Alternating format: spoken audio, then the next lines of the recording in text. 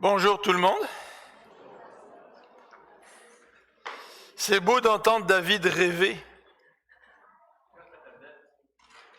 Comment? Oui, je sais, oui, merci.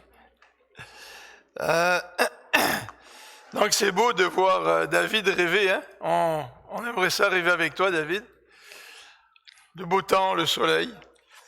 Les choses ne sont pas toujours aussi positives dans la vie. On aimerait bien, dans un sens figuré aussi, que notre vie soit toujours remplie de soleil.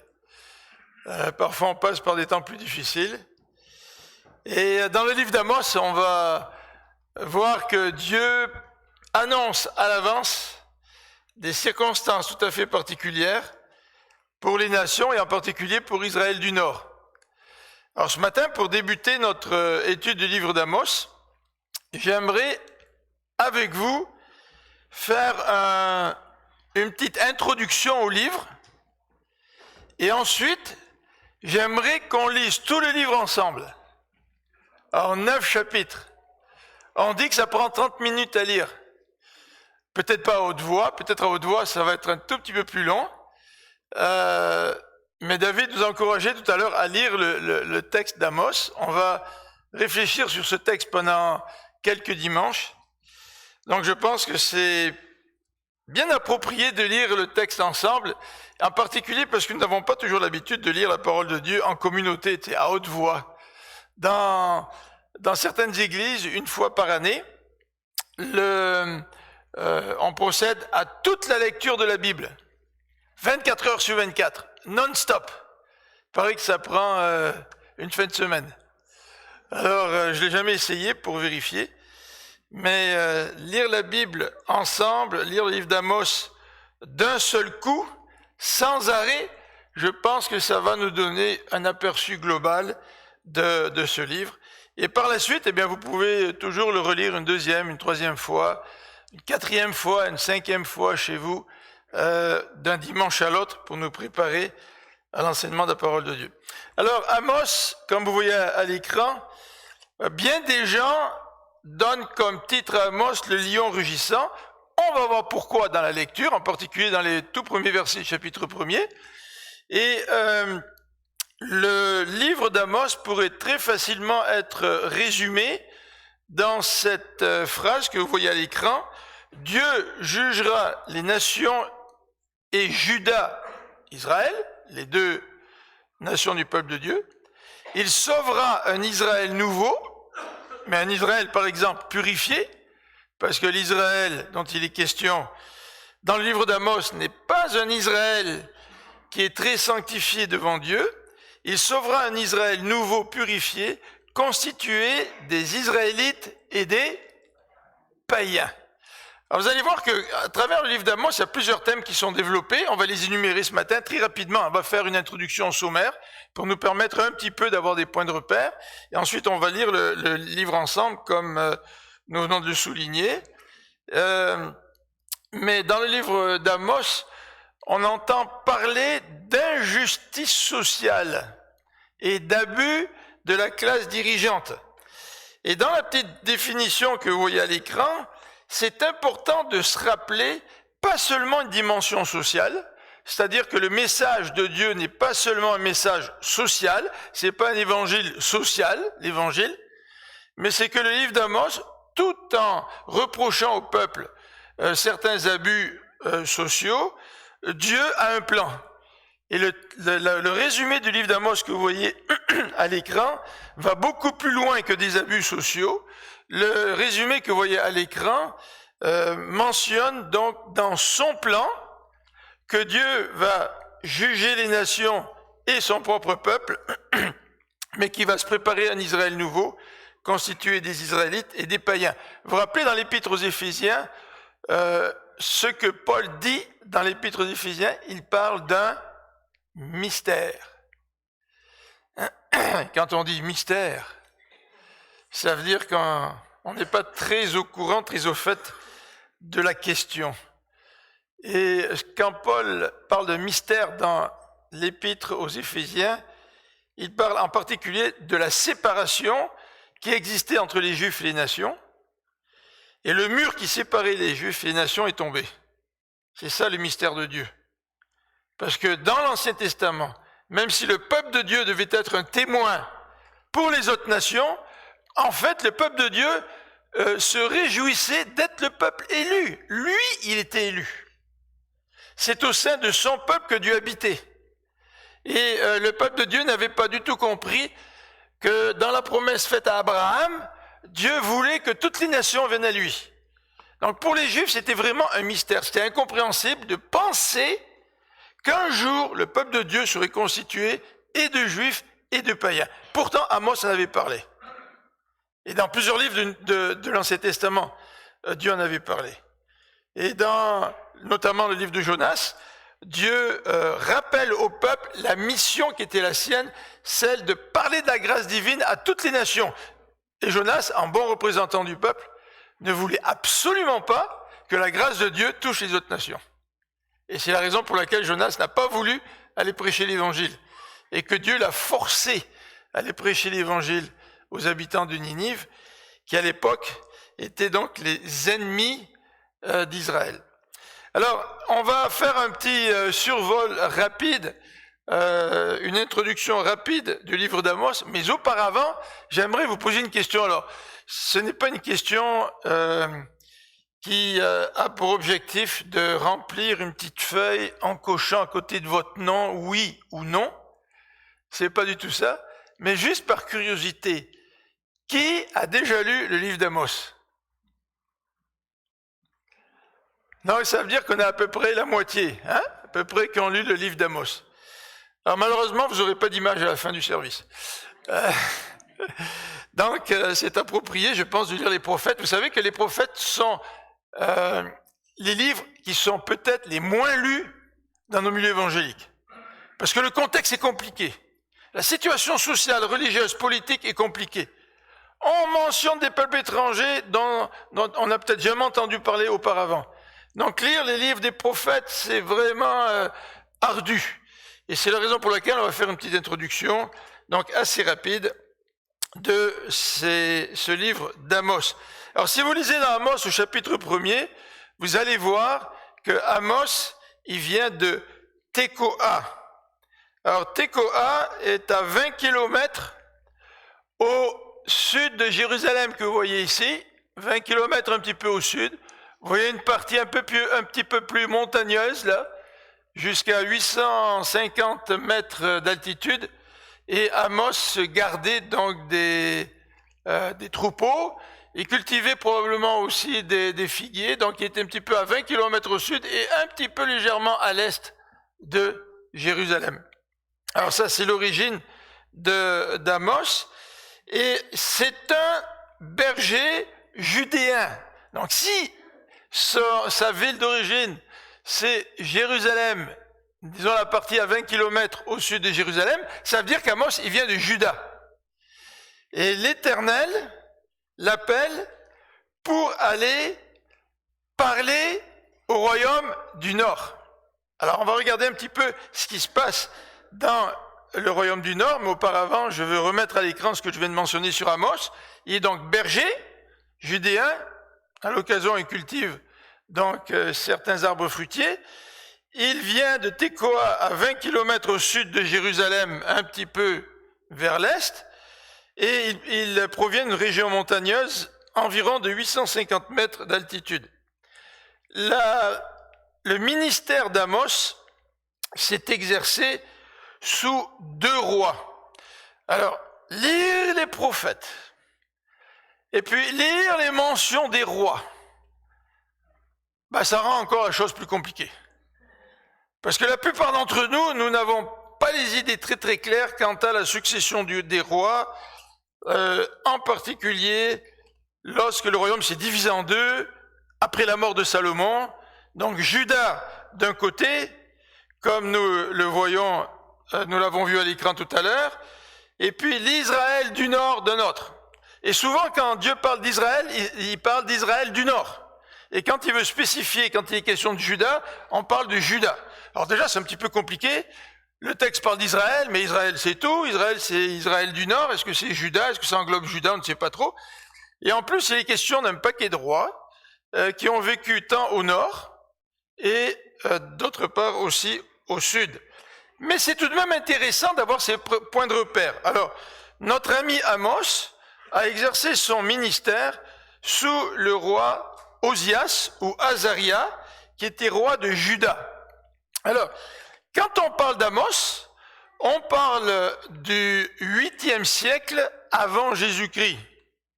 Donc, quand on compte, on part en décroissant pour aller de, 2000, 1800 Abraham, Moïse, 1400, David, 1000, puis on descend jusqu'à qu'on arrive à Jésus. Puis quand on arrive à Jésus, on remonte. Donc, il ne faut pas se mêler. Et ce roi de Juda a tout de même régné longtemps, de 792 à 740. Alors, si vous voulez lire des informations dans le 2e livre des rois et dans Chroniques sur le règne d'Osias, vous pouvez aller consulter les Écritures à ce sujet. Mais Amos a exercé son ministère, et souvent, c'est le cas, sous le roi d'Osias, mais on précise aussi sous quel roi du Nord le prophète a exercé son ministère. Alors, au verset 1er, on vous dit qu'il a aussi exercé son ministère sous le roi Jéroboam II. Alors là, déjà que c'est compliqué de se faire des points de repère avec tous ces rois-là, voilà qu'un Jéroboam II. Parce qu'il y avait un Jéroboam I avant, c'est pour ça qu'il y a un II. Et Jéroboam, lui, était roi d'Israël du Nord. Et lui, il avait régné quand même presque 40 ans, un petit peu moins que Osias ou Azaria. Il a régné de 793 à 753. On va voir tout à l'heure que probablement notre ami Amos a exercé son ministère, donc est allé apporter la prophétie du Seigneur sous Jéroboam II, mais probablement dans la 2e partie de son règne. Donc ce n'était pas à peu près vers 790 qu'il est allé, mais ça a été plutôt peut-être vers 760, 70, ou dans ce coin-là, 75. On n'a pas une date précise, mais pourquoi? Parce que quand on lit le texte prophète Amos, on se rend compte qu'Amos parle à une nation, Israël du Nord, qui est assez puissante. Et on va le voir dans quelques instants pourquoi. C'est une nation qui a développé certaines habitudes sociales et religieuses contre lesquelles Amos va s'élever. Donc, nous pensons qu'Amos n'a pas exercé son ministère tout de suite au début du règne de Jéroboam II, mais qu'il a laissé Jéroboam II faire les conquêtes qu'il voulait faire, développer l'économie et la richesse du pays, pour ensuite aller s'adresser à Israël du Nord et soulever certains problèmes qui caractérisaient la société de l'époque. Alors, après avoir vu donc très très sommairement la question de l'auteur et la période du ministère, entre parenthèses, si vous avez des bibles d'études, vous avez des très bonnes introductions dans les bibles d'études que vous pouvez lire aussi à la maison si vous voulez vous rafraîchir les idées. Nous allons voir maintenant quelques dates et événements historiques. Alors, si vous aimez l'histoire, le livre des prophètes, c'est très intéressant. Si vous arrivez à vous repérer un petit peu dans l'histoire. Ceux qui aiment moins l'histoire, j'espère que ça va vous attirer un petit peu plus. En tout cas, que ça va vous aider à mieux comprendre le livre d'Amos. Mais regardons quelques dates importantes, d'accord, dans l'histoire de Juda et d'Israël. Alors, vous vous rappelez, on vient de dire que Osias et Jéroboam ont régné environ jusqu'à, pour Osias, 740 et pour Jéroboam, 753. Vous vous rappelez de ces dates-là? La moitié du 8e siècle. 753 pour Jéroboam II et 740 pour Osias. Et regardez maintenant les dates importantes dans l'histoire d'Israël et de Juda. Première date importante. En 930, il y a eu la division du royaume d'Israël. Vous vous rappelez, après Salomon, qui avait été infidèle à Dieu, Dieu lui a dit, ton royaume va être déchiré en deux, mais pas de ton vivant, parce que tu m'as quand même suivi, mais après ta mort, le royaume va être divisé en deux. Et effectivement, si vous lisez dans le livre des rois, le royaume a été divisé en deux pour des raisons de taxes. Roboam, c'est compliqué, il y en a un qui s'appelle Jéroboam. L'autre, il avait rien, alors on l'appelait Roboam, non pas Jéroboam, tu sais. Mais Roboam le fils de Salomon, au début de son règne, a reçu une délégation d'Israël du Nord, en lui disant, qui lui a dit, écoute, les taxes de ton père étaient beaucoup trop élevées. Ok, l'argent et l'or coulaient à flot à Jérusalem. Ton père faisait venir des chevaux d'Égypte. Il y avait du commerce partout, mais tout de même, tu sais, il faut entretenir une cour. Il faut entretenir, chaque mois, une tribu d'Israël était responsable d'entretenir la cour du roi à Jérusalem. Et ils ont dit, ben écoute, les taxes sont quand même très élevées, est-ce que tu pourrais pas baisser les taxes? Tu vas commencer comme un nouveau roi, est-ce que tu pourrais faire cela pour que vraiment nous puissions te soutenir dans ton règne et que nous puissions être à tes côtés, fidèles pendant toutes les années qui sont devant toi?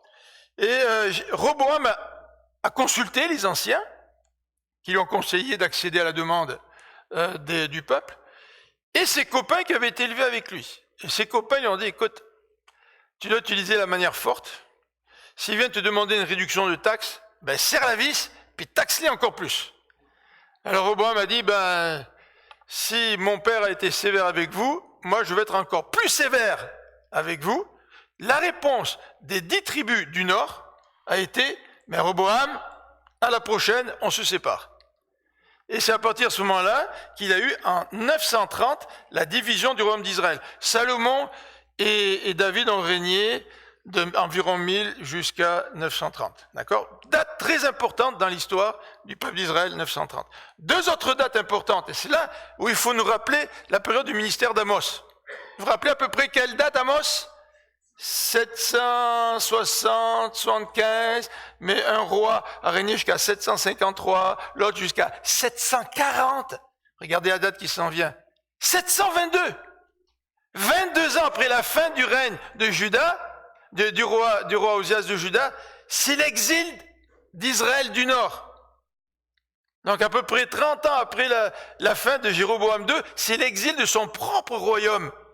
L'exil d'Israël du Nord. 722. Les Assyriens sont arrivés, ont envahi Israël du Nord et ont pris une bonne partie de la population en exil, façon de sécuriser la loyauté des peuples vaincus. Parce que si le peuple vaincu se révoltait, ben, toute la population, ou en tout cas certaines parties de la population qui avaient été amenées en exil à des centaines de kilomètres plus loin, risquaient d'y laisser leur peau. Alors, 722, exil d'Israël du Nord. 586, une autre date très importante, donc un peu plus tard, c'est l'exil à son tour de Juda qui est plus au sud. Alors, on va regarder une petite carte pour nous donner une petite idée.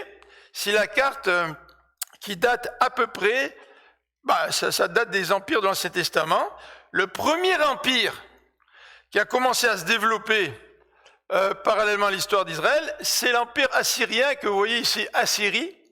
Le deuxième empire, c'est celui qui a amené Juda captif, c'est les Babyloniens. Vous vous rappelez l'histoire de Daniel, qui a été amené captif à Babylone.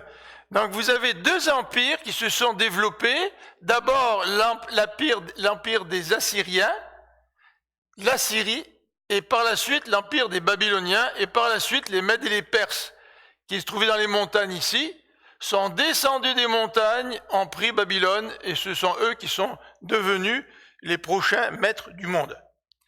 Alors si vous regardez comment un empire se développait et s'étendait à cette époque-là, c'est qu'il faut savoir que ici, là, dans l'Arabie, c'est un désert. Donc il n'y a pas grand monde, à part les scorpions et les serpents ou je ne sais trop quoi, et les chameaux perdus. Donc ça, c'est un désert.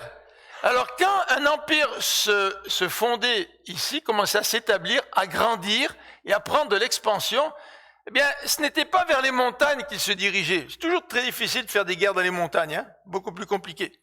Alors il se dirigeait, il poussait vers la Grande Mer, ce qu'on appelait la Grande Mer, c'est-à-dire la mer Méditerranée, ça poussait vers là. Et vous voyez, il suivait une sorte d'axe naturel qu'on appelle le croissant fertile. Si vous partez ici, vous avez le Tigre et l'Euphrate, là les deux rivières, vous voyez, vous montez, puis vous faites un demi-cercle, ça représente comme un croissant. Et évidemment, les Assyriens et les Babyloniens, quand ils devenaient assez forts et qu'ils passaient par là, ben leur but c'était d'attaquer l'Égypte, parce que l'Égypte c'était l'autre puissance à l'époque. Mais en fait, à l'époque des Assyriens et des Babyloniens, les Égyptiens commençaient déjà à perdre de leur suprématie. Hein. Donc, vous avez 3 grands royaumes, l'Égypte, l'Assyrie, l'Égypte qui était puissant, qui était le premier à être très puissant, après c'était l'Assyrie, puis plus tard Babylone. Et là, on se situe donc quelques décennies quand Amos va prêcher en Israël du Nord. Donc je vous rappelle, Amos, il venait du sud de Jérusalem, Dieu lui dit, va prêcher ici, là, en Samarie. Samarie, c'est l'Israël du Nord, la capitale d'Israël du Nord. Donc vous avez donc ce croissant fertile, et le premier peuple à être amené en exil, d'un point de vue géographique, c'est normal, ça va être qui? Ça va être Israël du Nord. Parce que la Syrie, quand elle va pousser, elle arrive jusqu'ici, elle va d'abord attaquer les Syriens, à distinguer des Assyriens, les plus loin Syriens, d'accord? Et ensuite, quand ils ont pris Damas, eh ben, ils poussent par là. Puis la prochaine étape, c'est de prendre Israël du Nord avec Samarie. Et les Assyriens n'ont pas pu prendre Jérusalem. Ce n'est que plus tard, lorsque Babylone est devenue de plus en plus puissante, a remplacé la Syrie, que Babylone, elle a poussé pour faire des conquêtes. Elle est arrivée en Israël du Nord, et là, elle a pu pousser jusqu'en Juda et prendre la ville de Jérusalem. Donc c'est la raison pour laquelle il y a 2 dates pour l'exil, comme on l'a vu précédemment, 722 pour Israël du Nord et 586 pour l'exil de Juda, donc Jérusalem et sa région. Alors, on va maintenant continuer en donnant quelques détails supplémentaires sur les dates et les éléments historiques. Un élément historique qui nous aide beaucoup à comprendre évidemment, c'est le suivant. C'est que l'Assyrie, un seul mot, hein, L', Assyrie, donc la grande puissance qui s'est développée au temps d'Amos, eh bien, a commencé à se développer avant les années 800, avant Jésus-Christ. Et là, la Syrie commençait à grandir. Et à un moment donné, quand un empire grandit trop, il doit faire face à des problèmes internes. Donc il faut solidifier ton royaume, tu as peut-être certaines populations qui se révoltent. Donc entre les années 800 et 740, donc ça correspond à la fenêtre dans laquelle le roi Osias et le roi Jéroboam II régnaient dans leurs parties respectives, l'un à Juda, l'autre en Israël du Nord. Eh bien, ces difficultés internes de la Syrie ont fait en sorte que les Assyriens ont laissé le royaume d'Israël du Nord tranquille. Alors Israël du Nord, donc sous Jéroboam II, en a profité. Et Jéroboam II, qu'est-ce qu'il a fait? Eh bien, il a fait des conquêtes.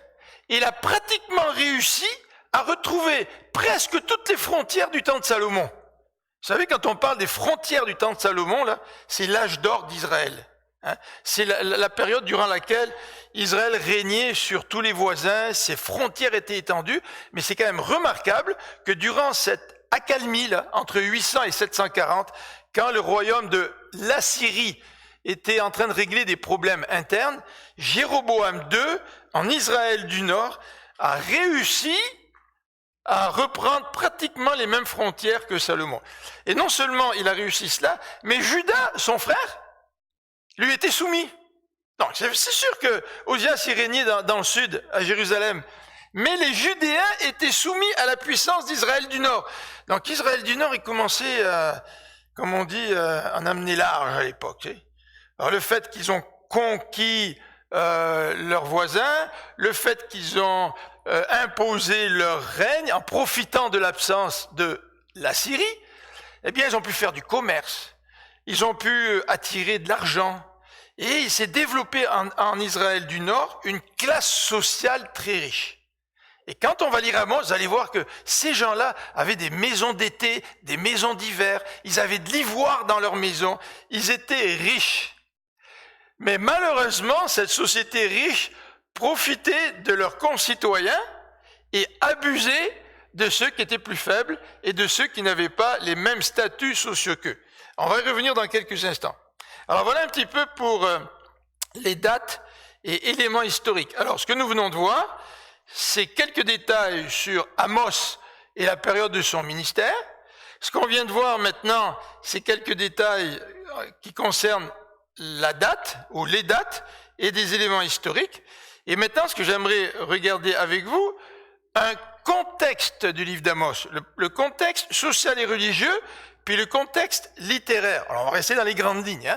Alors, tout d'abord, le contexte social et religieux du livre d'Amos. Alors, comme on l'a mentionné, Amos va s'attaquer non seulement aux abus du pouvoir ou à la prospérité d'Israël du Nord, mais ça va faire partie de ces thèmes. Parce que dans la société, comme nous l'avons souligné il y a quelques instants, une partie de la population abusait des autres.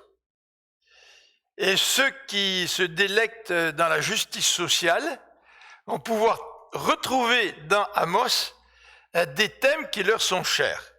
Mais comme j'ai dit tout à l'heure, le livre d'Amos n'est pas un livre sur la justice sociale, même si Amos dénonce des abus sociaux.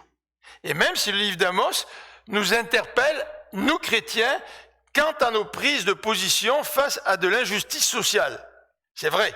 Mais le livre d'Amos est bien plus que des prophéties contre l'injustice sociale, même si ce thème est important. Alors d'un point de vue social et religieux, le peuple à l'époque d'Amos, pratiquait l'idolâtrie. Jéroboam II, qui régnait en Israël du Nord, portait le nom de Jéroboam II, parce que le premier à régner sur Israël du Nord quand le royaume s'est divisé, c'était Jéroboam Ier. Et vous savez qu'est-ce que Jéroboam a fait? Jéroboam Ier, il avait un défi. Il s'est dit, maintenant que le royaume est divisé en deux, les 10 tribus du Nord, puis Juda dans le sud, moi j'ai un problème, disait Jéroboam Ier. Le temple est à Jérusalem, il est en Juda. Toutes mes tribus, là, ils vont partir faire des pèlerinages à Jérusalem dans le temple, puis moi je vais perdre de l'influence sur mon peuple. Alors comment faire pour ne pas perdre de l'influence sur mon peuple? C'est pas compliqué. On va instaurer 2 lieux de culte, un à Bethel, qui est près de Juda, et un à Dan, complètement dans le nord. Comme ça, mon peuple à moi, les 10 tribus, vont avoir 2 endroits pour aller adorer s'ils veulent adorer. Et Jéroboam s'est dit, il faut que je me distingue de Juda.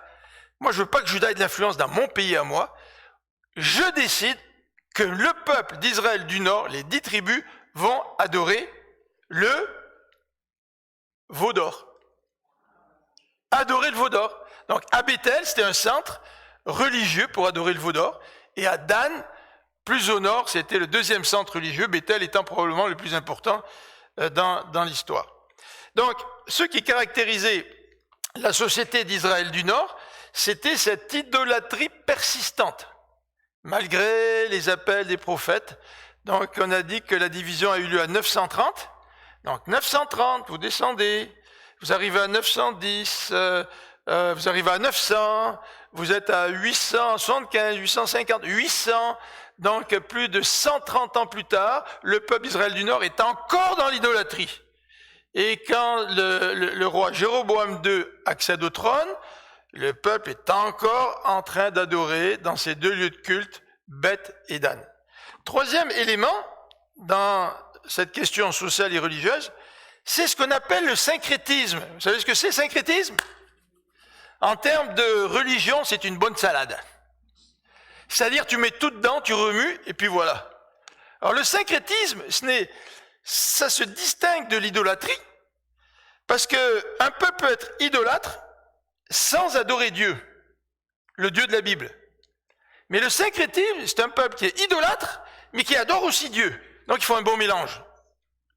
Par exemple, aujourd'hui, on pourrait dire que si, en Haïti, il y a des gens qui adorent le vaudou, puis qui en même temps adorent le Dieu de la Bible, c'est difficile à comprendre, hein, mais ça s'appelle du syncrétisme.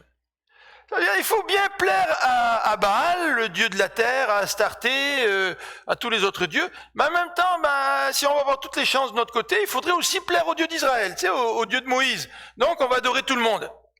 Et le peuple d'Israël du Nord était convaincu que Dieu était de leur côté. Et vous allez voir que lorsque vous lisez Amos, qu'Amos va attaquer cette conviction que le peuple d'Israël du Nord avait, la conviction, comme on dit en bon québécois, d'être correct devant Yahvé, devant le Dieu d'Israël. Alors voilà donc le premier contexte social et religieux. Deuxième contexte, il faut que j'aille un peu plus vite parce que je veux qu'on lise le texte d'ici 5 minutes. Là. Deuxième contexte, c'est le contexte littéraire, c'est-à-dire le contenu du livre. Alors le livre débute par 2 chapitres. Et il y a 8 oracles dans ces 2 chapitres. Et c'est des oracles contre les nations. Et les 8 oracles se terminent par un oracle contre Israël et l'Israël du Nord. Donc on va regarder cette première section. On va probablement commencer ça la semaine prochaine. Deuxième section dans le livre d'Amos, c'est un oracle qui se concentre particulièrement sur Israël du Nord dans les chapitres 3 à 6. Là, on voit bien que même s'il y a eu des oracles sur les autres nations, par exemple les Philistins, les Syriens, Tyr et Sidon, Édom, Moab, les Ammonites, il y a des oracles pour ces nations, mais ça couvre peut-être 2-3 versets par pays, pas plus. Et là, le livre d'Amos va se concentrer dans les chapitres 3 à 6 sur un oracle sur Israël du Nord. Et la fin du livre, évidemment, on peut faire des plans différents, mais là, on fait les grandes lignes. La fin du livre, eh bien, nous présente des oracles autour de 5 visions d'Amos. Toujours des oracles qui sont prononcés sur Israël du Nord, mais qui s'élargissent, comme on va le voir un petit peu plus. Alors, voilà un petit peu le contexte social, religieux d'Amos. On se rappelle de ça. Prospérité à but de pouvoir, idolâtrie, syncrétisme. Et Amos est un livre qui comporte pas mal d'oracles dans l'ensemble. 4e élément que je voudrais présenter avant que nous faisions la lecture du livre d'Amos, et je vous les présente en vrac parce que ils vont revenir au travers du livre. Et si vous prenez des notes, eh bien vous pouvez garder ces petites notes et puis quand vous verrez à la lecture du livre que ces thèmes-là sont abordés, vous pourrez faire le lien. Mais j'aimerais regarder quelques thèmes dans le livre d'Amos, juste les mentionner, pas les développer, mais les mentionner. Plusieurs thèmes mentionnent la délivrance et les jugements. Alors, Dieu va parler de la délivrance du passé, en disant à Israël du Nord, mais est-ce que vous vous souvenez de la délivrance d'Égypte, par exemple? Regardez votre comportement aujourd'hui. Est-ce que vous vous souvenez ce que j'ai fait pour vous faire sortir d'Égypte? Ensuite, il va mentionner des jugements passés et les jugements à venir. Jugement du passé et jugement à venir. Le peuple en sortant d'Égypte aussi a été jugé dans le désert. Mais Dieu, par la bouche d'Amos, dit à Israël du Nord, si vous ne changez pas d'attitude, vous allez faire face à des jugements. Et ce jugement, l'histoire nous le dit, est venu par l'Assyrie, qui a amené Samarie et Israël du Nord en exil. Et les jugements à venir sont provoqués par les péchés courants. Alors, on a parlé de péchés courants, le syncrétisme, l'idolâtrie, l'abus du petit peuple, comme on dit. Donc, voici des thèmes autour de la délivrance et du jugement. Deuxième bloc de thèmes, je les ai bloqués sous ce titre-là. Qui est l'Israël de Dieu? Qui est l'Israël de Dieu? Bon, en vous présentant ça aujourd'hui, je me dis, c'est extrêmement actuel cette question-là. Qui est le véritable peuple de Dieu? Vous savez que dans les peuples qui ont été christianisés, il y a beaucoup de gens qui vont à l'église par habitude. Il y a beaucoup de gens qui sont baptisés, qui portent le nom de chrétien par habitude. Et on appelle ces chrétiens-là des chrétiens nominaux. C'est-à-dire, ils portent le nom de chrétien, mais il n'y a eu aucun changement dans leur vie. Il n'y a pas eu de nouvelle naissance, il n'y a pas eu de conversion. Et la question, elle est importante. Parce qu'il y a beaucoup d'églises qui sont issues de l'histoire, qui se disent des églises chrétiennes, dans lesquelles on ne parle pas de conversion, de régénération, de nouvelle naissance. Donc ces églises sont des églises nominales. Et comme le peuple d'Israël du Nord, ces églises pensent que devant Dieu, tout va très bien pour le meilleur des mondes. Donc c'est pas un vieux problème, hein. Je veux dire, c'est pas un problème nouveau, là. C'est un vieux problème. Le peuple d'Israël pensait que tout allait bien. Le peuple d'Israël pensait qu'il respectait l'alliance de Dieu. Le texte va parler d'alliance. Vous savez, c'est facile de respecter l'alliance d'Abraham. Ah ouais, nous on est fils d'Abraham. Nous on est le peuple de Dieu. On est l'objet des promesses. Ben, tout va bien, c'est notre Dieu. Mais l'alliance d'Abraham n'est pas une alliance conditionnelle. Par contre, l'alliance du Sinaï avec Moïse, c'est une alliance conditionnelle. Si tu mets en pratique la loi, tu vivras. Si tu ne mets pas en pratique la loi, tu seras emmené en exil. Moïse l'avait déjà dit. Mais le peuple s'appuyait dans son autosatisfaction sur l'alliance d'Abraham, bien plus que sur l'alliance mosaïque. Alors, voyons, on va parler d'alliance. Et on va parler aussi, donc, dans tout ça, d'identité. C'est qui le vrai peuple d'Israël? Et Amos, vers la fin du livre, va dire que le vrai peuple d'Israël va être constitué de certaines personnes qu'on appelle le reste, issus du peuple de Dieu, là, de Juda, d'Israël, et aussi des nations. Oh, ça touche l'identité du peuple. Hein. Et évidemment, dans le livre d'Amos, on a un autre thème en rapport avec tout cela, c'est le thème de l'élection. Dieu qui choisit. Dieu qui s'est choisi un peuple. Dieu qui l'a fait sortir d'Égypte. Dieu qui se choisit un nouveau peuple, composé de certains éléments d'Israël, plus des gens des autres nations. Vous voyez, il y a des thèmes importants dans le livre d'Amos qui sont abordés. Et dernier groupe de thèmes, je les ai rassemblés sous ce titre-là, l'espoir. Le livre d'Amos, quand on lit les 2 premiers chapitres, c'est un livre de jugement sur 8 nations. Bon, on dit ça promet pour les autres chapitres, là, tu sais. Mais rassurez-vous, on ne reste pas sur des jugements n'en plus finir, sur un contexte apocalyptique. Mais le livre d'Amos parle aussi d'espoir. Il parle de pardon. Il parle d'expiation. Il parle du reste, c'est-à-dire ce reste du peuple qui va être fidèle à Dieu, malgré l'infidélité, malgré l'exil. Dieu va se garder un petit reste. Et Dieu, évidemment, mentionne et parle des nations, pas simplement pour les juger, mais en disant que ces nations, elles aussi, vont pouvoir participer à la bénédiction divine en rentrant dans un avenir, en rentrant au sein du peuple de Dieu. Alors voilà, on a un petit résumé du livre d'Amos. J'espère que ça va nous servir de points cardinaux, comme la boussole, hein, quand on va lire un petit peu le livre d'Amos. Et on va faire la lecture du livre d'Amos.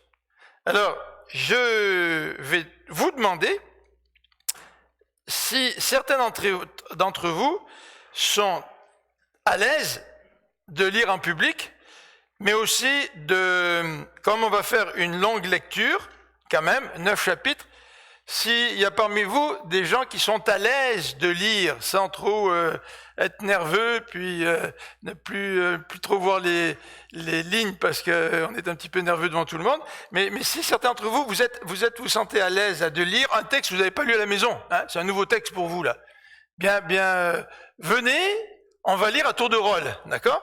Alors s'il y en a qui veulent lire, venez vous asseoir devant, que je puisse savoir qui est-ce qui va lire, et puis on va se partager la lecture du livre, d'accord? Alors, ceux qui veulent lire, venez devant. Si vous avez une bonne lecture, hein, sans trop d'hésitation, pour que ça puisse quand même bien rouler. Et on va lire à partir du chapitre 1er. Amos, chapitre 1er. Et je vais commencer la lecture, et après ça, on ira à tour de rôle. D'accord? Amos, chapitre 1er. La version, prenez la version que vous voulez, mais moi je lis dans la Bible du semeur, mais les autres, ils vont peut-être avoir une autre version. D'accord? Alors, Amos, chapitre 1er, parole d'Amos. L'un des éleveurs de Tekoa qui lui fut révélé au sujet d'Israël, au temps d'Ozias, roi de Juda, et au temps de Jéroboam, fils de Joas, roi d'Israël, 2 ans avant le tremblement de terre. Amos dit, « De Sion l'Éternel rugit, et de Jérusalem il donne de la voix. Les pâturages des bergers se flétriront, le sommet du Carmel se desséchera. » Jugement contre les Syriens. L'Éternel dit ceci, « Damas a perpétré de nombreux crimes. Il a dépassé les limites Voilà pourquoi je ne reviendrai pas sur l'arrêt que j'ai pris, car ils ont écrasé sous des herses de fer les gens de Galade. Je mettrai donc le feu au palais d'Azaël. Il consumera les palais du roi Ben-Hadad. Oui, je ferai sauter les verrous de Damas, je ferai disparaître celui qui siège sur le trône dans la vallée d'Aven et celui qui est au pouvoir à Beth-Éden. Et les Syriens partiront en exil à Kir, l'Éternel le déclare. Deuxième oracle contre les Philistins. L'Éternel dit ceci, Gaza a perpétré, Gaza c'est une ville des Philistins, Gaza a perpétré de nombreux crimes. Il a dépassé les limites. Voilà pourquoi je ne reviendrai pas sur l'arrêt que j'ai pris. Car ils ont déporté des gens en masse pour les livrer à Édom comme esclaves. Je mettrai donc le feu aux remparts de Gaza, et il consumera les palais qui s'y trouvent. Je ferai disparaître celui qui dans Ashdod est assis sur le trône, et celui qui est au pouvoir à Ashkelon. Je me tournerai contre Écron, et ainsi périront les derniers Philistins. Voilà ce que déclare le Seigneur l'Éternel. Troisième oracle contre les Phéniciens.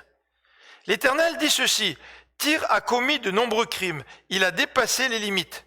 Voilà pourquoi je ne reviendrai pas sur l'arrêt que j'ai pris, car ils ont livré à Édom des déportés en masse, ils n'ont fait aucun cas de l'alliance qui les lie au peuple frère. Je mettrai donc le feu aux murailles de Tyr, et il consumera les palais qui s'y trouvent.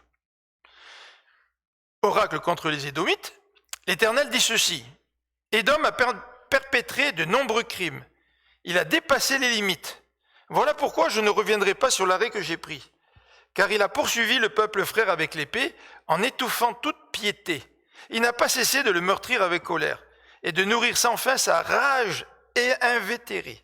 Je mettrai donc le feu au milieu de Théman et il consumera les palais de Botsra. Oracle contre les Ammonites, l'Éternel dit ceci, les Ammonites ont perpétré de nombreux crimes, ils ont dépassé les limites. Voilà pourquoi je ne reviendrai pas sur l'arrêt que j'ai pris, parce qu'ils ont ouvert le ventre des femmes qui étaient enceintes en Galade, en recherchant à agrandir leur territoire. J'incendierai les remparts de Rabat, alors le feu consumera les palais qui s'y trouvent, au bruit des cris de guerre, à un jour de combat, dans la tempête, à un jour d'ouragan. Leur roi s'en ira en exil, avec tous ses ministres, l'Éternel le déclare. Franzi, tu veux lire le chapitre 2, s'il te plaît? Mais il faut que tu viennes ici.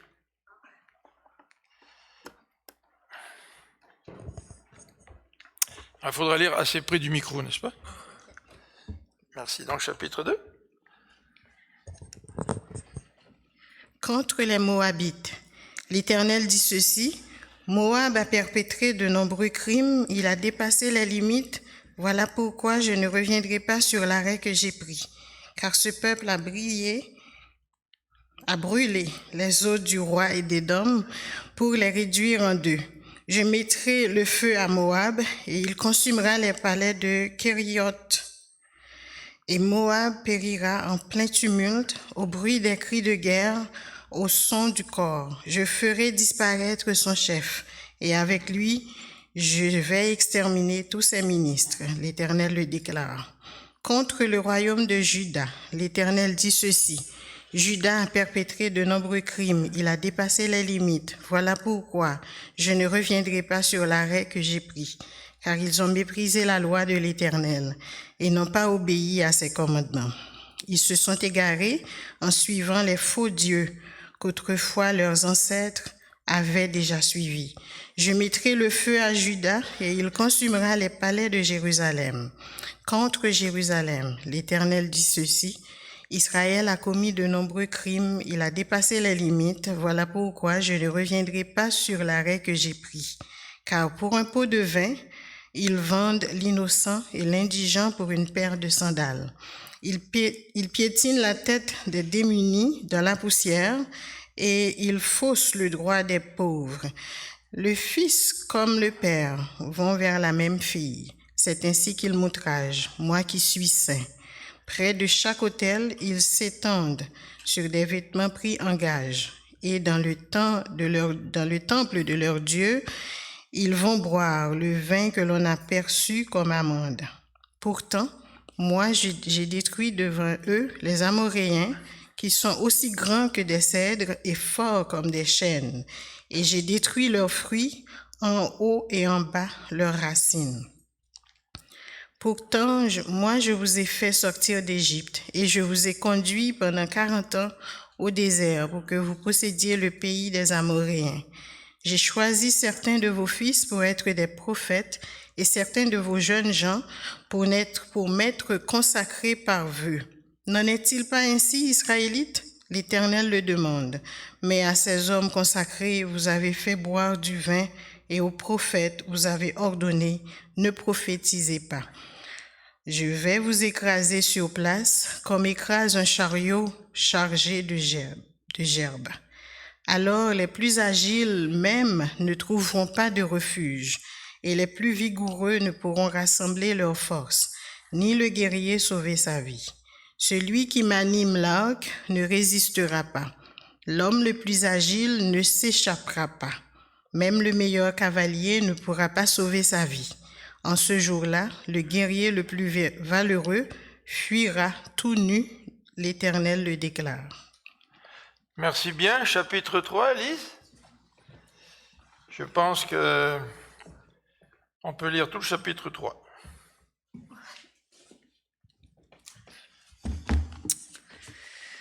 Reproches et menaces. Écoutez cette parole que l'Éternel prononce contre vous, enfants d'Israël, contre toute la famille que j'ai fait monter du pays d'Égypte. Je vous ai choisis, vous seuls parmi toutes les familles de la terre.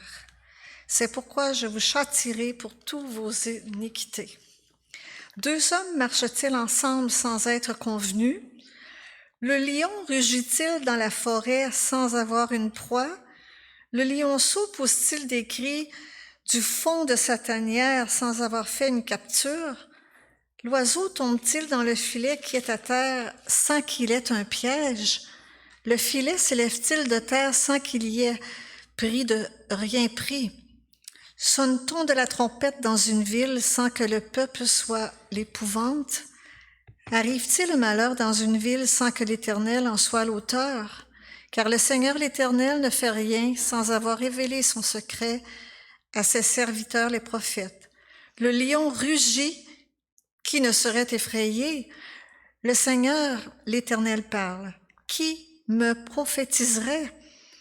Faites retentir votre voix dans les palais d'Asdod et dans les palais du pays d'Égypte et dites: rassemblez-vous sur les montagnes de Samarie et voyez quelle immense confusion au milieu d'elle, quelle violence dans son sein. Ils ne savent pas agir à droiture, dit l'Éternel. Ils entassent dans leurs palais les produits de la violence et de la rapine. C'est pourquoi, ainsi parle le Seigneur l'Éternel, l'ennemi investira le pays, il détruira ta force et tes palais seront pillés. Ainsi parle l'Éternel, comme le berger arrache de la gueule du lion 2 jambes ou un bout d'oreille. Ainsi se sauveront les enfants d'Israël qui sont assis dans Samarie, à l'angle d'un lit et sur des tapis de Damas. Écoutez et déclarez ceci à la maison de Jacob, dit le Seigneur l'Éternel, le Dieu des armées. Le jour où je punirai Israël pour ses transgressions, je frapperai sur les autels de Béthel. Les cornes de l'autel seront brisées, tomberont à terre. Je renverserai les maisons d'hiver et les maisons d'été. Les palais d'ivoire périront, les maisons des grands disparaîtront, dit l'Éternel. C'est tout. Merci. Chapitre 4 pour Émilie. Aussi le chapitre en entier, ça va? Chapitre 4.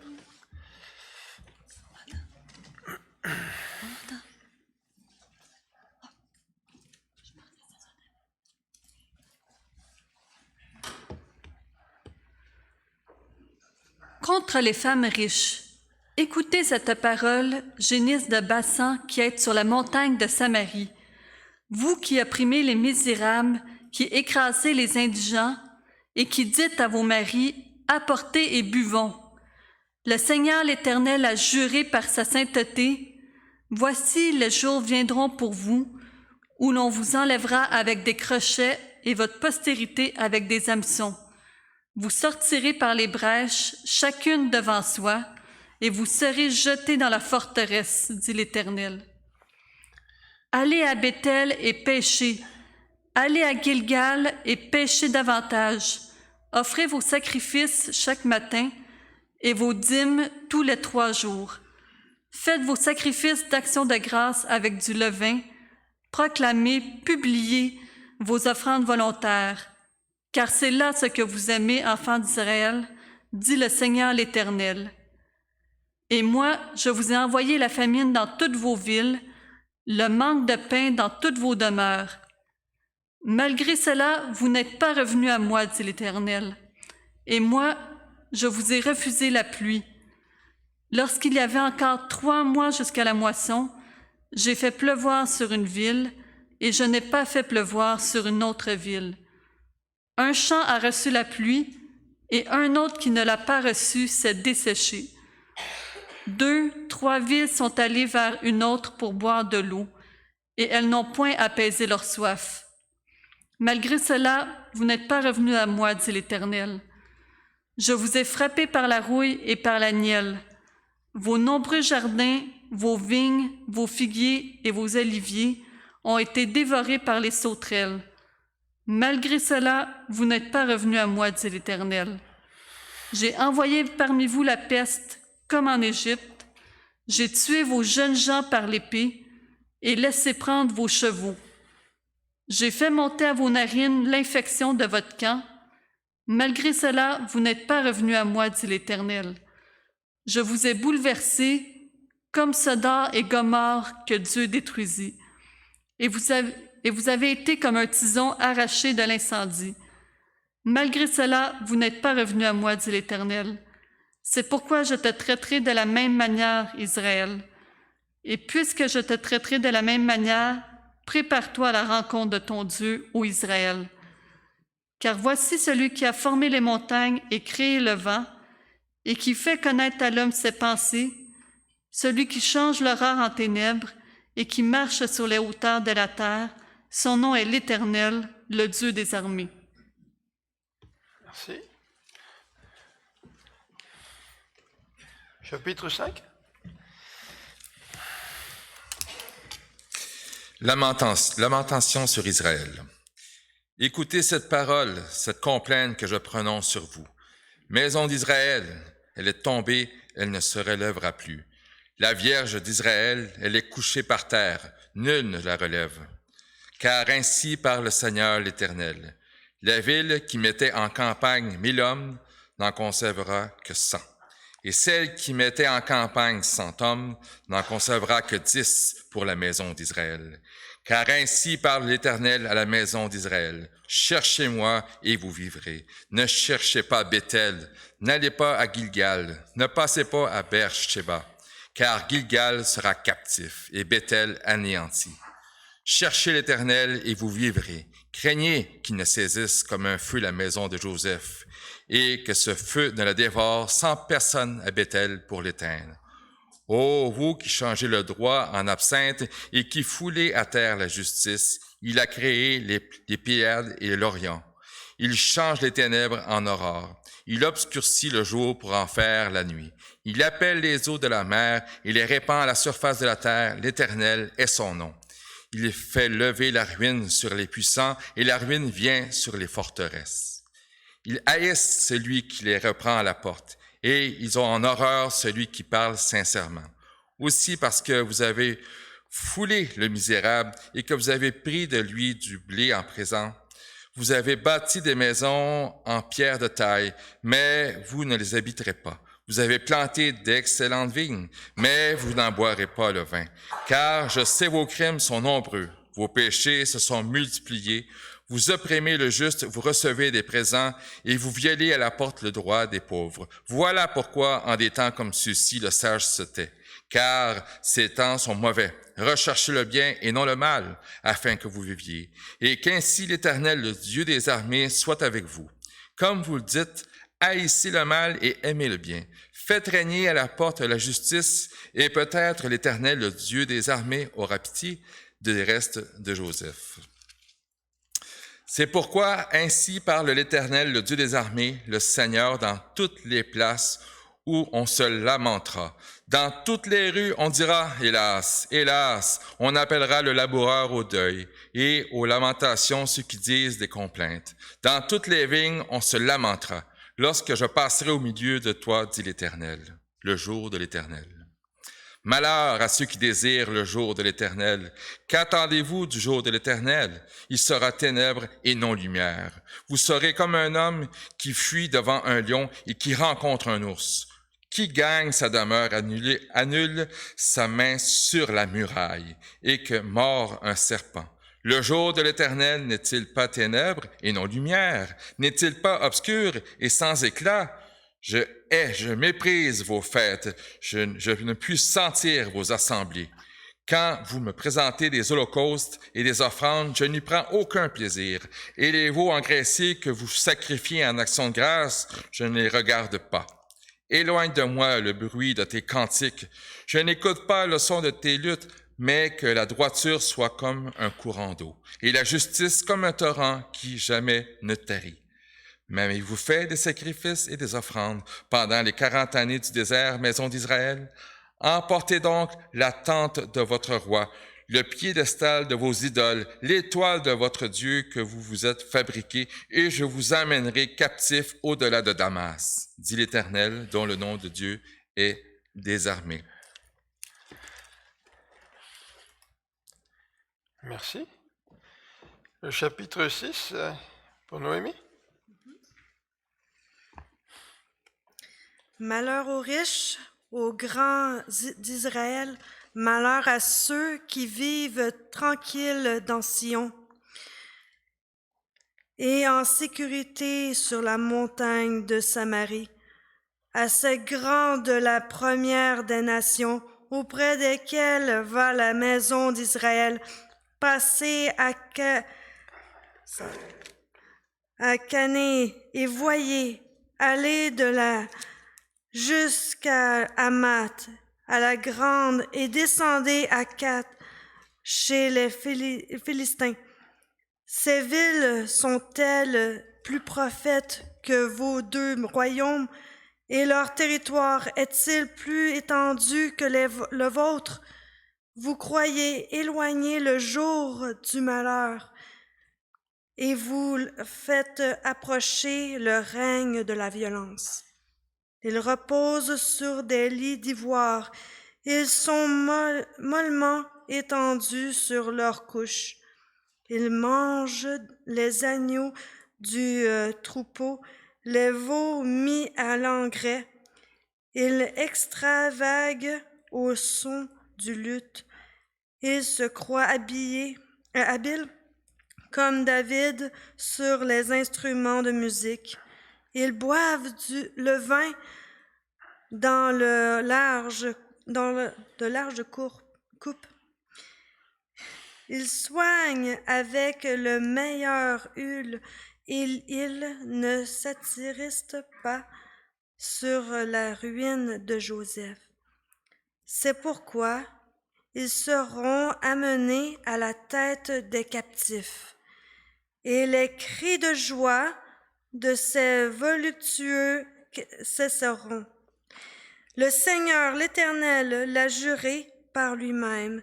L'Éternel, le Dieu des armées, a dit: j'ai en horreur l'orgueil de Jacob. Et je hais ses palais, je livrerai la ville et tout ce qu'elle renferme. Et s'il reste 10 hommes dans une maison, ils mourront. Lorsqu'un parent perdra un mort pour le brûler, et qu'il enlèvera de la maison les ossements, il dira à celui qui est au fond de la maison: y a-t-il encore quelqu'un avec toi? Et cet homme répondra: personne. Et l'autre dira: silence. Ce n'est pas le moment de prononcer le nom de l'Éternel, car voici l'Éternel ordonne: il fera tomber en ruine la grande maison, et en débris la petite maison. Est-ce que les chevaux courent sur un rocher? Est-ce qu'on y laboure avec des bœufs? Pour que vous ayez changé la droiture en poison et le fruit de la justice en absinthe, vous vous réjouissez de ce qui n'est que néant. Vous dites, n'est-ce pas par notre force que nous avons acquis de la puissance? C'est pourquoi voici, je ferai lever contre vous, maison d'Israël, dit l'Éternel, le Dieu des armées, une nation qui vous opprimera depuis l'entrée de Hama jusqu'au torrent du désert, dit l'Éternel.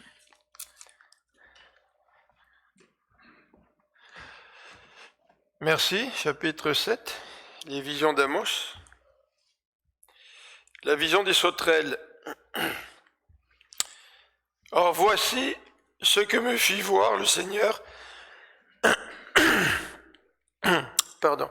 Et voici ce que me fit voir le Seigneur l'Éternel. Il y avait un essaim de criquets au temps où le regain commençait à pousser. C'était après la coupe que l'on fait pour le roi. Quand les criquets eurent fini de dévorer l'herbe des champs, je dis, ô Seigneur éternel, accorde le pardon de grâce. Sinon, comment Jacob pourra-t-il subsister, lui qui est si petit? L'Éternel y renonça. Cela ne sera pas, dit l'Éternel. Puis voici ce que me fit voir le Seigneur l'Éternel. Le Seigneur l'Éternel fit appel au feu pour exercer un jugement, et le feu fit tarir les nappes souterraines et consuma le territoire. Je dis, ô Seigneur éternel, arrête, je t'en prie. Sinon, comment Jacob pourra-t-il subsister, lui qui est si petit? Et l'Éternel y renonça. Cela non plus n'aura pas lieu. Le Seigneur, l'Éternel, le déclare. Deuxième vision, l'étain. Puis voici ce qu'il me fit voir. Le Seigneur se tenait sur un mur en étain, et il tenait de l'étain dans sa main. L'Éternel me dit, que vois-tu, Amos? Et je dis, de l'étain. Et le Seigneur me dit, je vais mettre l'étain au milieu d'Israël, mon peuple, et désormais je ne lui laisserai plus rien passer. Les hauts lieux d'Isaac seront détruits, les sanctuaires d'Israël seront rasés, et j'interviendrai avec l'épée contre la dynastie de Jéroboam. Alors Amatsia, prêtre de Béthel, envoya un message à Jéroboam, roi d'Israël, pour lui dire « Amos conspire contre toi dans le royaume d'Israël, et le pays ne saurait tolérer plus longtemps tous ses discours. Voici en effet ce que déclare Amos. Jéroboam mourra par l'épée, et Israël sera déporté loin de sa patrie. » Puis Amatsia dit à Amos « Va-t'en, prophète, enfuis-toi au pays de Juda. Là-bas, tu pourras gagner ton pain en prophétisant.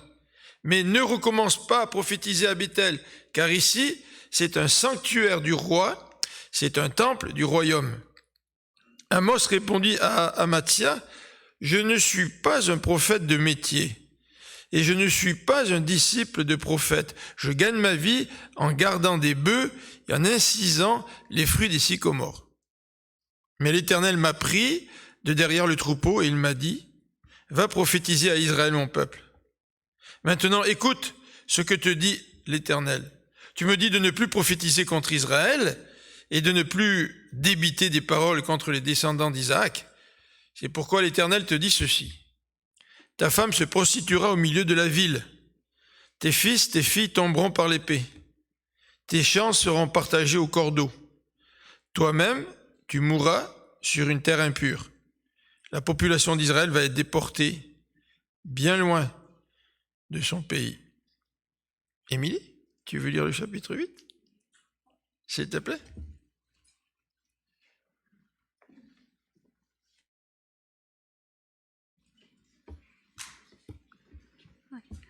Vision de la corbeille de fruits. Le Seigneur l'Éternel m'envoya cette vision. Voici, c'est une corbeille de fruits. Il dit, « Que vois-tu, Amos? » Je répondis, « Une corbeille de fruits. » Et l'Éternel me dit, « La fin est venue pour mon peuple d'Israël. Je ne lui pardonnerai plus. En ce jour-là, les champs du palais seront des gémissements, dit le Seigneur l'Éternel. On jettera partout en silence une multitude de cadavres.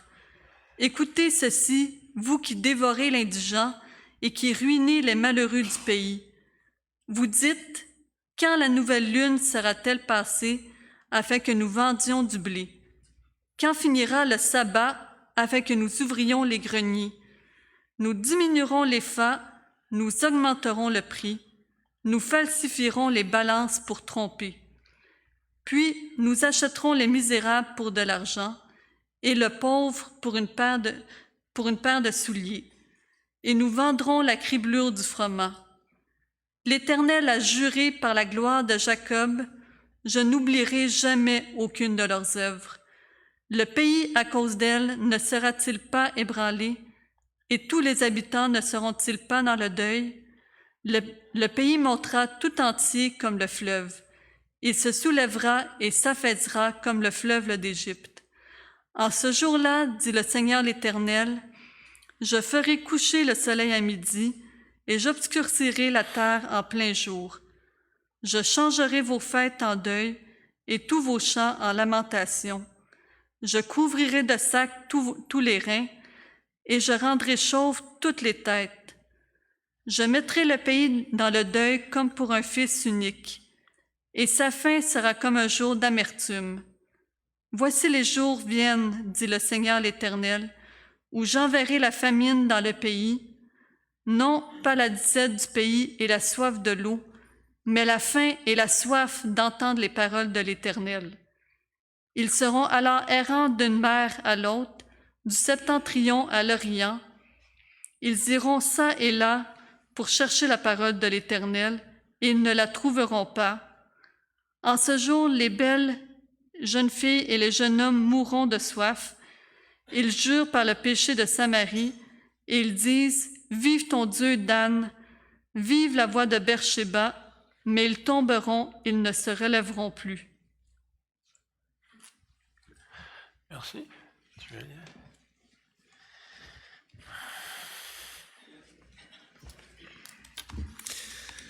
Dernière vision, dernière menace. Je vis le Seigneur qui se tenait sur l'autel, et il dit, « Frappe les chapiteaux et que les seuils s'ébranlent, et brise-les sur leur tête à tous. Je ferai périr le reste par l'épée. Aucun d'eux ne pourra se sauver en fuyant. Aucun d'eux n'échappera. S'ils pénètrent dans le séjour des morts, ma main les en arrachera. S'ils montent aux cieux, je les en ferai descendre. S'ils se cachent au sommet du Carmel, je les chercherai et je les saisirai. S'ils se dérobent à mes regards dans le fond de la mer, là j'ordonnerai aux serpents de les mordre. S'ils vont en captivité devant leur ennemi, là j'ordonnerai à l'épée de les faire périr. Je dirigerai contre eux mes regards pour faire du mal et non du bien. Le Seigneur, l'Éternel des armées, touche la terre et elle tremble, et tous ses habitants sont dans le deuil. Elle monte tout entière comme le fleuve, et elle s'affaisse comme le fleuve d'Égypte. Il a bâti sa demeure dans les cieux et fondé sa voûte sur la terre. Il appelle les eaux de la mer et les répand à la surface de la terre. L'Éternel est mon nom. N'êtes-vous pas pour moi comme les enfants des Éthiopiens, enfants d'Israël? Dit l'Éternel, n'ai-je pas fait sortir Israël du pays d'Égypte comme les Philistins de Caphtor et les Syriens de Kyr? Voici le Seigneur, l'Éternel, a les yeux sur le royaume coupable. Je le détruirai de dessus la face de la terre. Toutefois, je ne détruirai pas entièrement la maison de Jacob, dit l'Éternel. Car voici, je donnerai mes ordres et je secouerai la maison d'Israël parmi toutes les nations, comme on secoue avec le crible, sans qu'il tombe à terre un seul grain. Tous les pécheurs de mon peuple mourront par l'épée. Ceux qui disent « le malheur n'approchera pas », ne nous atteindra pas. Promesse de restauration. En ce temps-là, Je relèverai de sa chute la maison de David. J'en réparerai les brèches, j'en redresserai les ruines, et je la rebâtirai comme elle était autrefois, afin qu'il possède le reste d'Édom et toutes les nations, sur lesquelles mon nom a été invoqué, dit l'Éternel qui accomplira ces choses. Voici les jours viennent, dit l'Éternel, où le laboureur suivra de près le moissonneur, et celui qui foule le raisin, celui qui répand la semence, où le mou ruissellera des montagnes et coulera de toutes les collines. Je ramènerai les captifs de mon peuple d'Israël. Ils rebâtiront les villes dévastées et les habiteront. Ils planteront des vignes et en boiront le vin. Ils établiront des jardins et en mangeront les fruits. Je les planterai dans leur pays, et ils ne seront plus arrachés du pays que je leur ai donné, dit l'Éternel, ton Dieu.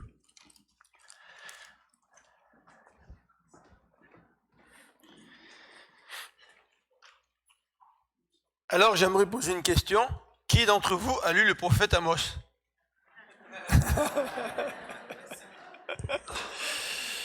Alors c'est quelque chose, hein, quand on lit comme ça 9 chapitres, et je ne sais pas quelle est votre impression, mais certainement il y a beaucoup de détails. Hein. On n'a pas le temps de s'arrêter sur un élément, que déjà on est en train de lire le suivant, mais tout de même comme première lecture du livre, je pense que c'est profitable, et par la grâce de Dieu, nous allons pouvoir l'examiner dans les semaines à venir. Et je voudrais qu'on puisse prier le Seigneur pour que le Seigneur puisse nous parler à travers sa parole et qu'il puisse nous faire du bien. Amos, les prophètes, même s'ils sont plus difficiles à lire, font partie de la parole de Dieu. Donc Dieu veut nous parler au travers de sa parole. Alors on va prier, et pendant la prière, je demanderai aux musiciens de monter sur l'estrade avec Alexandre, s'il est toujours là, pour nous diriger dans le dernier chant. Prions ensemble.